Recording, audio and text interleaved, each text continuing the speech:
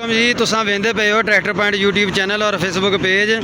दोस्तों MF 260 का review करने लगे हैं जी। ग्रीन स्कीम 2026 मॉडल ट्रैक्टर है 260 तो यदा छोटा जिहा रिव्यू तुहाडे नाल शेयर करते हैं। ये किहड़ी इन्होंने तब्दीली की है 2026 मॉडल के जी। सब तो पहले तो दस देंगे हैं जी दोस्तों, इन्होंने पहले नंबर पर इन्होंने एक शीशा ला दिता जी। उस तो बाद जी कह लो कि टापे तो इन्होंने एक कवर दे दिता आ जगह ते जी। एक तब्दीली की है जी, दो तब्दीलियाँ ये हो गई जी। बाकी कह लो कि जी ये पिछे लोयर लैंका मेन तब्दीली है, लोयर लैंका जड़ियाँ ना तब्दील की जी इन्होंने।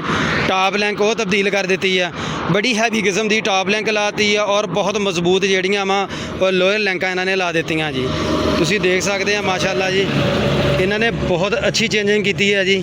75-85 के भी और 260 इन्होंने मॉडलों के इन्होंने कह लो क्या लैंका वाली और टॉप लैंका वाली जी तब्दीली की है। बाकी पेंट क्वालिटी जी वो पहले नालों बहुत ज़्यादा ज़बरदस्त और बेहतरीन कर दी है।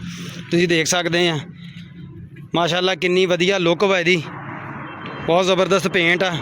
बाकी उपर इन्होंने ये छत दे दी है जी ग्रीन स्कीम वाली जी। ग्रीन स्कीम ट्रैक्टर के इन्होंने उपर छत दे दी है जी। छत भी अच्छी किस्म की लगी है, फाइबर की छत भाजी उपर।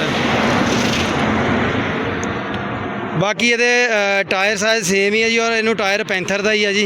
एग्रीकल्चर टायर जोड़ा 14/9/28 का इनू टायर आता ना, वही इनू टायर है जी। डिलैक्स में भी यही है जी और सादा 260 इनू भी यही है।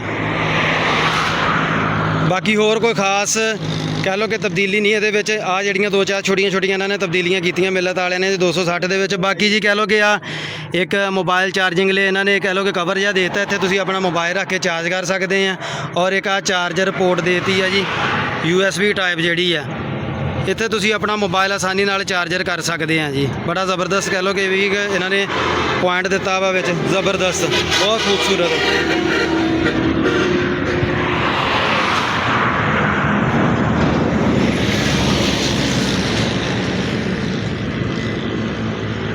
फ्रंट साइड की अगर गल करिए तो इन्होंने 2026 का जी कह लो मोनोग्राम जहा लाता, लोगो लाता जी अपना।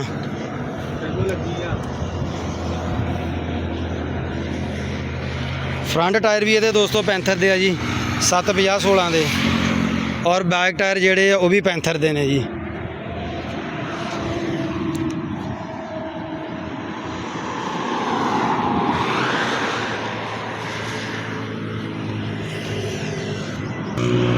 बाकी ये फेस 3 के जिन्हें खुश नसीबा किसानों ने 2 दरखास्तां दित्तियां सी जी, उन्होंने ये ट्रैक्टर निकले आ जी। असी जी शदाब शोरूम समुंदरी उत्थे मौजूद है जी। उत्थे ट्रैक्टर खड़ा जी MF 260 Massey Ferguson 260 turbo green scheme 2026 model tractor आ।